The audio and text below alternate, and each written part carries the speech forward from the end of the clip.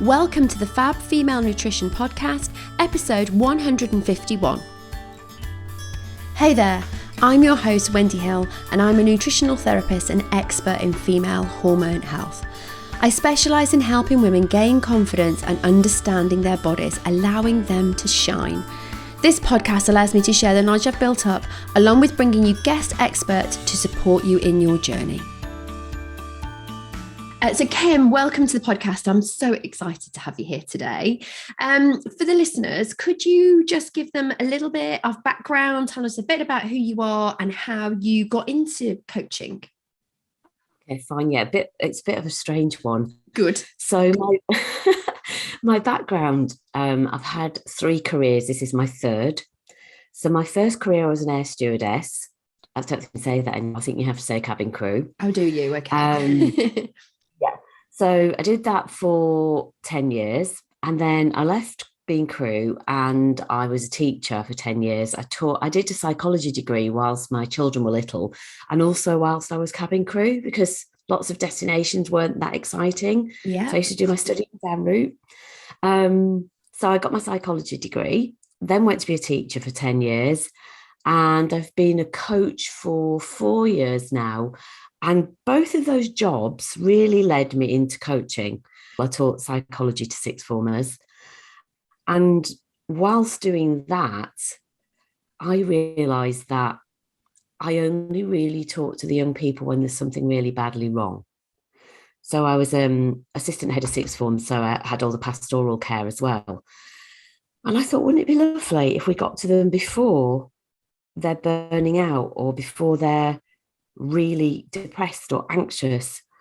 So when I was teaching, I did a happiness project and I thought maybe 30 people will turn up who, those kind of students who don't want to hang out in the rain. And the first week we had 70 people, 70 young people came. And I thought, gosh, they just want to learn how to be happy. So it was from that really, and designing that course for them and listening to what they were saying, that I discovered positive psychology. And positive psychology basically is looking at what's right with people, learning from that, and then helping everyone get to that kind of thriving and flourishing stage. And that's what I wanted for my young people at school.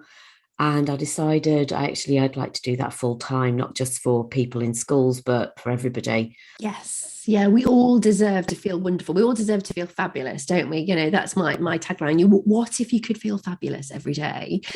And I think as women, certainly what I experience with lots of, women in my world is that, we get to that kind of, I know you were dealing with children more, but you're starting to deal more with sort of women, and particularly in the perimenopause, is that it's really hard to see those positive. I'll have clients who've made loads of changes. They might come and see me as a one-to-one client and, they're sort of saying, make suggestions of changes, and they come and they're like, oh, I'm sorry, I didn't do that. I'm like, yeah, but look at all the things you did do. Look at how great you're feeling now. And I can physically see the difference in their demeanor from them sort of taking back a bit of control. But certainly negative self-talk is something that I come across a lot. Is that something that, is that why that drew you to kind of that kind of area really?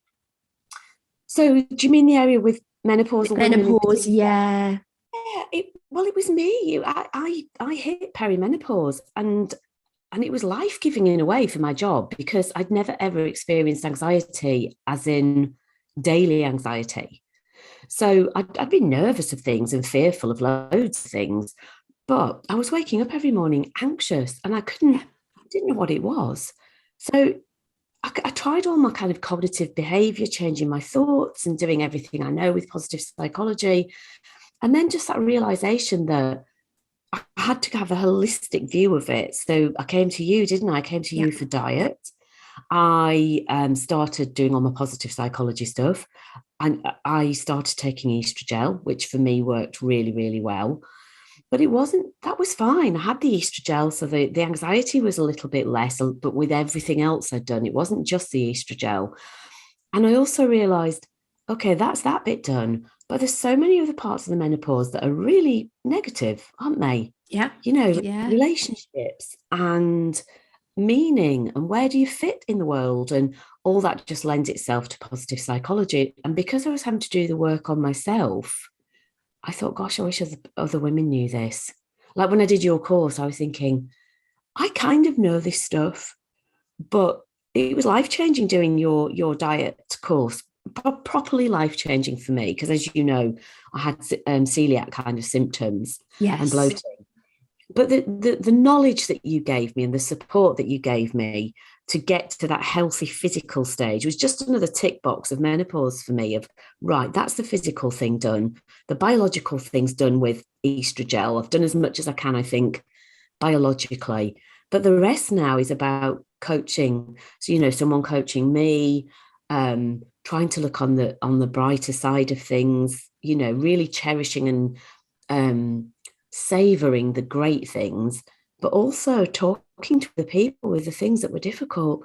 Let's talk a little bit about the coaching, because I'd like to kind of sort of link up. So we're gonna link up to all your coaching and everything in the show notes. But tell us about the Monday night coaching. How does that work? Is it group or is it individual? So for Monday night, I'm going to start it as group coaching. I'll do 4 weeks so people can come and have an idea of what coaching is. Oh, that's great. Yeah, I love group coaching in lots of different ways. So I'll get the ladies to come on a Monday. Don't feel you have to wait for the start or the beginning. I'll make sure that each session you can turn up for one. You don't have to come for the four. But I'd love to create a tribe of women on there where we meet on a Monday. So it's between, I have to look at my notes because of the menopause, 7 o'clock to 8:30. Brilliant. I'm going to start them from the 8th of August onwards. August can be a quieter month for me, so that works really well. And we'll start by looking at, we're going to look at 4 different things over 4 weeks. And then from that, we'll decide, do we want more group coaching or would people like one-to-one coaching? Or have I given you enough in those 4 weeks for you to go and springboard off into hopefully thriving and flourishing and feeling a lot better than you did at the beginning? So we're going to have a look at positive emotion. I've started telling you about that now. We're going to look at engagement. So by engagement, what I mean is, how present do you feel in your life? How, you know, I think menopause, you can feel almost like you're floating above everything. So how engaged are you in relationships? How engaged are you at work? Let's have a look at what's going well. Let's have a look at what's not going so great as a group. How, you know, how can we help each other with that? Third week, or actually I might make it the second week because I think it's the most important thing. We're going to look at relationships. So we're going to have a look at building a tribe of people to help you through this stage of our lives. So we're going to look at positive energizers. Who's the person who really lifts you up? You know, there's that difference between drains and radiators, isn't it? Who radiates you and who drains the living daylights out of you? And we are very open and honest on there. We don't name it. And then finally, we'll be looking at accomplishments. So what are your strengths? What are you really, really good at? Are you using them now? What have you accomplished so far? And what would you like to accomplish now? Like really in that 4th week saying, what's next? Oh, I'm excited for you. I think it'll be great. So it's been lovely chatting to you today. Before you go, we're obviously going to put all of your links in the show notes. But I just want to do my quick fire round with you, if that's all right. Oh gosh, yes. Yeah. So, Jean, are you a jeans or dress kind of girl? Dress. I could have said that. What about beers or cocktail? Cocktails. Beach or ski? Beach. I could have answered all of these for you, Kim. I love it. I love it. And we're at sushi or pizza? Pizza.